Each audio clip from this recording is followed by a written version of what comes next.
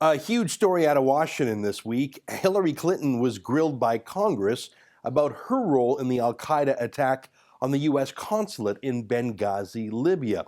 And a shocking email came to light that I think changes a big piece of history. I'll show you that email in a moment, but first, a little bit of background. You'll recall that attack on Benghazi was on September 11th, 2012. That was the anniversary of the original 9/11 attacks. It was a terrorist attack with military weapons and military style. It was a major operation with between 125 and 150 terrorists. I mean, that's huge. Just imagine that many people storming a compound. It killed 4 U.S. citizens, including the U.S. ambassador, Christopher Stevens, and wounded 10 others. It was well planned, well coordinated, and obviously had a lot of intelligence to know where the ambassador was going to be and when. Viewer discretion advised. I want to show you what Al-Qaeda did when they got the ambassador. It's a gruesome picture, so stop watching now if you can't stand gruesome things. I want to show it to you because I want you to realize how horrific this night was. And I want you to know that the attack started just before 10 p.m. on the night of 9/11, but that the handful of CIA and other Americans managed to hold off 125 terrorists all night until the morning. In the meantime, the Americans were pleading for help again and again from the State Department, from the military. They asked for military help, not just from elsewhere in Libya, but from the U.S. military base just across the Mediterranean Sea in Italy, only an hour or so away by airplane. But Hillary Clinton or the White House, or both of them, refused to help the consulate. They refused. They just didn't do anything. In fact, Barack Obama actually left the White House and flew to Las Vegas that night to attend a fundraiser. That's what he was doing. Ambassador Chris Stevens was murdered brutally, as you saw, the first U.S. ambassador murdered abroad since the 1970s. The theory behind why Clinton and Obama didn't send help is that they didn't want to admit that Al-Qaeda was still a major fighting force with the ability to field 125 or so terrorists and storm a U.S. consulate 11 years after 9/11, because this was an election year, remember, 2012, when Obama was running for re-election on his boast that he had beaten Al-Qaeda and won the war on terror, and he was going to bring the troops home. That boast doesn't work if Al-Qaeda just stormed your consulate with 125 men. So the theory goes, they sacrificed American lives instead of saving those lives, because saving them would have meant admitting there was a terrorist attack. They'd rather let those Americans be murdered than risk losing the 2012 presidential election.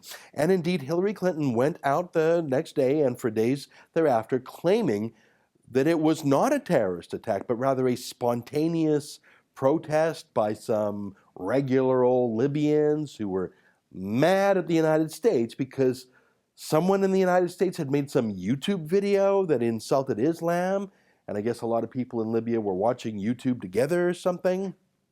It wasn't just Clinton with this excuse. Other high officials, including Obama himself, repeated that same excuse even at the United Nations. Take a look. That is what we saw play out in the last 2 weeks. As a crude and disgusting video sparked outrage throughout the Muslim world. This is a fairly volatile situation, and it is in response not to United States policy, not to, obviously, the administration, not to the American people. It is in response to a video. To this very offensive video that was disseminated.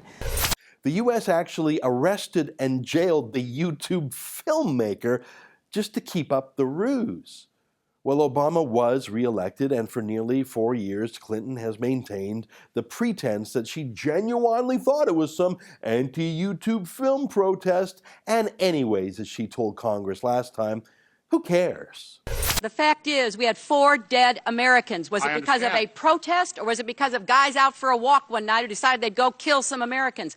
What difference at this point does it make? What difference does it make?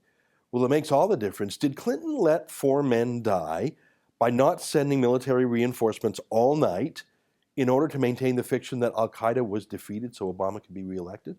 Well, let me tell you about yesterday's news. I mentioned this a moment ago. Hillary Clinton, as you may know, had set up a personal email account when she became Secretary of State. She actually never used her official government email account.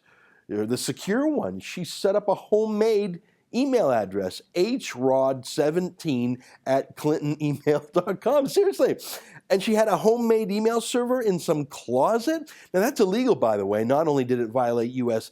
national security rules for having classified documents in an insecure system like that, but it also breaks the law about disclosing her emails to the public where appropriate, as in all of her government emails were supposed to be archived, and then the government, not her, would decide what was secret and the rest could be released to the public. Clinton set up this secret email, this homemade email, and used it for 4 years so that the government didn't have any of her notes, so no one could see what she was doing with her time. And she deleted tens of thousands of those emails on her own, and afterwards told the government, yeah, tough luck. Well, a judge ordered her to hand over the rest and ordered that the deleted ones be recovered. And look at this email that came out. Look at that. So you can see the time and the date there. This was an email that Clinton used on her homemade email service, insecure. So we can assume that Russia and China and Iran had all read this and all her other emails. Anyways, as you can see, it came from her ClintonEmail.com account, and it was sent the night of the Al-Qaeda attack, September 11th. And it was sent to someone named Diane Reynolds. Now, yesterday in Congress, Clinton admitted that Diane Reynolds was the pen name of her daughter, Chelsea Clinton. Seriously, these Clintons are so weird. In her homemade email server, her daughter's email name was Diane Reynolds. Anyways, look at what Clinton wrote to her own daughter the night of that attack. Let me read it to you. Quote, "2 of our officers were killed in Benghazi by an Al-Qaeda-like group. The ambassador, whom I handpicked, and a young communications officer on temporary duty with a wife and 2 young children. Very hard day, and I fear more of the same tomorrow," unquote. So she knew. That very night she knew. She knew it was Al-Qaeda. Not people upset about a video, not some YouTube thing, not a spontaneous group of folks out for a walk. She knew. Of course she knew. That's the whole point. That's why she didn't order a military rescue. Now, 4 people were murdered before things ended. Not just the 2 she mentioned Tuesday night in her email. By the time the attack ended Wednesday morning, 2 more would die. Oh, a very hard day, she wrote to her daughter, but not hard enough for her to send troops to save them. So it went from 2 dead to 4 dead. But then Clinton went out and lied for weeks, and so did Obama, and so did the Democrat media. It was some YouTube video that did it, not Al-Qaeda. They kept the lie alive enough to win the election. 4 men died to win that election. Hillary Clinton lied about it. We know that not because she was honest, but because a judge ordered her to turn over deleted emails from her illegal secret email account. Hillary Clinton is a liar. I'm sure all politicians lie, but very few have the blood of 4 men on their hands because of a lie, especially a dear friend that she handpicked and then sent to his death. For TheRebel.media, I'm Ezra Levant.